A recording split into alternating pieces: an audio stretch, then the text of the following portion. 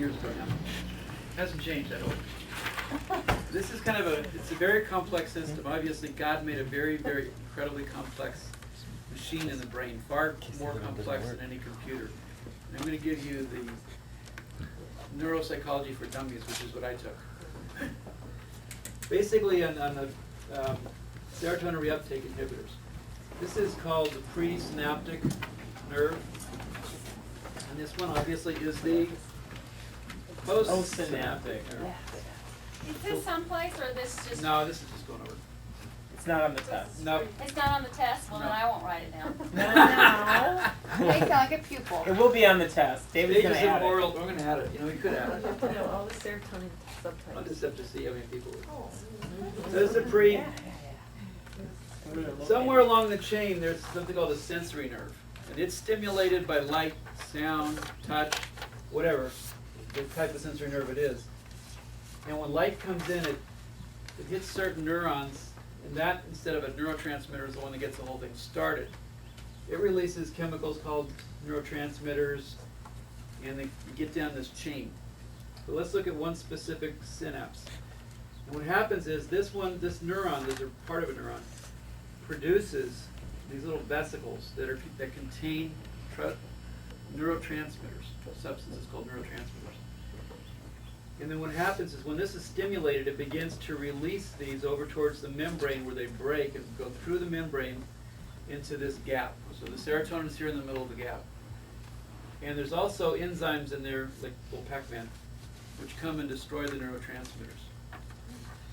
What happens is these go over here and they dock with serotonin, in this case, receptor sites. When enough of them land, it changes the valence by opening up the membrane and letting potassium out and sodium chloride in. Saltwater, bananas. The bananas are going out and salt water's coming in. That changes the electric valence of the nerve, causing it to send electric impulse down its membrane and release serotonin or whatever down the other end. What happens then after this one fires, this particular presynaptic nerve fires, it reuptakes. It takes the serotonin back inside. The ones that didn't connect. The ones that didn't connect or that are still in the synapse. This is happening thousands of times a second. It's incredible what God's done. And so what happens with the serotonin reuptake inhibitors is they block some of the receptor sites. So it can't reuptake the serotonin, which means that there's more down here. So when this one fires again, there's already a bunch of serotonin in the synapse, making it more likely to stimulate that nerve or neuron and continue the impulse. Right? So it inhibits the reuptake. Yeah. It stops the reuptake of the serotonin into the presynaptic nerve so that there's still more in the synapse. Am I right, Dr.? Yes, yes. And tryptophan helps with this. On It's the other part of end. this. On what end? Tryptophan makes serotonin. Okay. And so the thing is, under chronic stress, you deplete your serotonin reserves and stores, and so that's why I tell them they have to eat something or they're not going to get better. Because dairy products and poultry products will have high doses of tryptophan in them. And tryptophan, through a series of chemical reactions, will become serotonin. And if you're starving yourself, that's a physical stress will deplete serotonin. Plus, you're not making more serotonin because you're not eating. If you're avoiding all dairy and all poultry, I mean, there's some other resources for it, but not many. You get more depleted. So, in English, a kind of a mini lecture. That's great. It's a whole hour and a half long talk. And the enzymes and all these other Oh, things yeah. that come into it. So the lacto-ovo is really putting themselves in danger. Yeah. It's a very complex process because there are neurotransmitters that inhibit neural firing. There's those that excite neural firing, and they all work together to make our brains work. I have a question. Mm-hmm. The handout that Marion's packet, Okay. she only got through to the care of the therapist.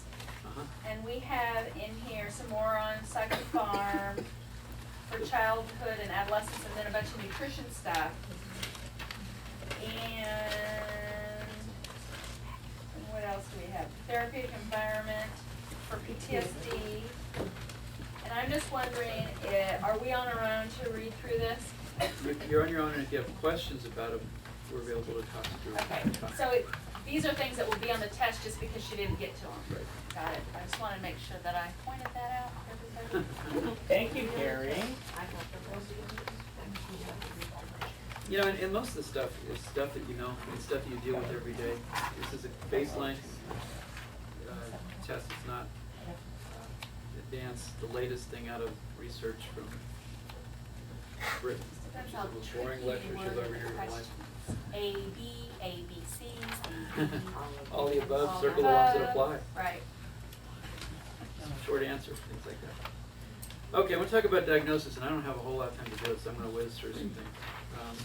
I tried to, in this particular handout that you just got, I tried to go into a lot of depth. So I'm not going to try to go into a lot of depth now, but this is written narrative, not just bullet statements, so hopefully it'll help. Real quickly, DSM-4 is broken down into 5 axes. Axis 1 is easier to tell you what it is and what it's not. It's not personality disorders, it's not borderline mental functioning, not borderline disorder, personality disorder, borderline mental functioning or mental retardation. Those are axis 2. Are we starting out now? What was this in here? It's 8, yeah. Sorry. So axis 1 are all the clinical conditions, and there's even things that we don't use very much we probably should, called D codes, like relational problems. We just don't tend to use those. Personality disorders are on axis 2 along with mental retardation. The medical stuff is on axis 3. 4, the psychosocial stressors, because clinicians historically, especially once upon a time psychoanalytically oriented, would forget that the person doesn't live just inside their head. They live in an environment, and that environment has an impact on them. And then the global assessment, the way you think of that mostly is it's like a percentage of optimal functioning. Someone who's 25%, you can be 25, it would be like they're saying here, they're 25% of their optimal functioning. It only goes up to 90 because only Jesus gets 100 on the GAF. Good. And we're going to talk about the disorders. It's on page 9. The main ones we see, we're not going to talk Asperger's disorders because you probably aren't going to see that. Mood disorders, I'm going to go over those in a second. Anxiety disorders, personality, substance related, and there's some others we tend to see. Kleptomania. That's basically where someone steals to reduce tension, not because they need the item. That's a whole different thing. Conduct disorder, kind of acting up, getting in trouble, showing a disregard for people's welfare and rights. Oppositional defiant, just no to everything. Again, these are childhood types of disorders. Schizoaffective is more complex. It's both presence of schizophrenic-like symptoms and mood symptoms such that you see them separately as well as together. If they're all just together, it's something different. Separation anxiety disorder, which is a fear of parents leaving, and I'm going to go over that more in a second. Somatization is really difficult to diagnose because you have to know that there's secondary gain, which is hard to know. You have to know that what they're suffering from doesn't really fit the medical findings. And sometimes that's hard to know. Factitious disorder, we don't see it very much, but when we do, it's very, very important. Factitious disorder is where someone wants the patient role. One of the things about factitious disorder that people don't know is in DSM-4 you can have real problems and factitious disorder. So it doesn't mean just faking. It means intensifying symptoms or having some real symptoms and adding some other symptoms that aren't real with the goal of staying in the patient role. And it can be either psychiatric or physical symptoms or both. Now that's different from malingering. Malingering is where you're doing it for gain. You're getting out of work, you're getting insurance money, you have a reason for getting drugs, you're doing it for a reason. I don't know what trichotillomania is, I can't remember. ADHD, I think we know all about pretty well. Body dysmorphic, I think we've covered. Reading disorder, it's not called dyslexia in DSM. Mental disorders due to a general medical condition. Basically, anything in DSM, even personality disorders, can be caused by a general medical condition. An example of one, there's another one called psychological factors, psychological diagnosis affecting medical disorder.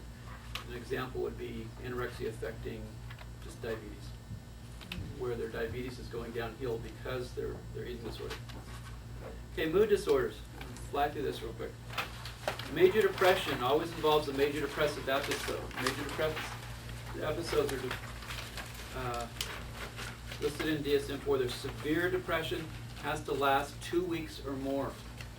I had a patient the other day that had severe depression for 4 days. History of severe depression, and throughout her life, but she keeps claiming it's never been more than 4 days and it goes away. More than 4 days at a time.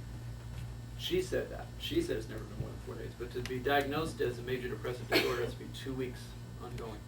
Every day for 2 weeks. Every day for 2 weeks. Pretty severe depression. Dysthymia is less severe, like a cold versus a flu. And with dysthymia, it has to last 2 years or more, one in adolescence. And there can be no lapse in symptoms for 60 days or more. They have to be depressed more days than not in that 2-year period. And again, 1 for adolescents. Bipolar 1. What's the difference between bipolar 1 and bipolar 2? Mania.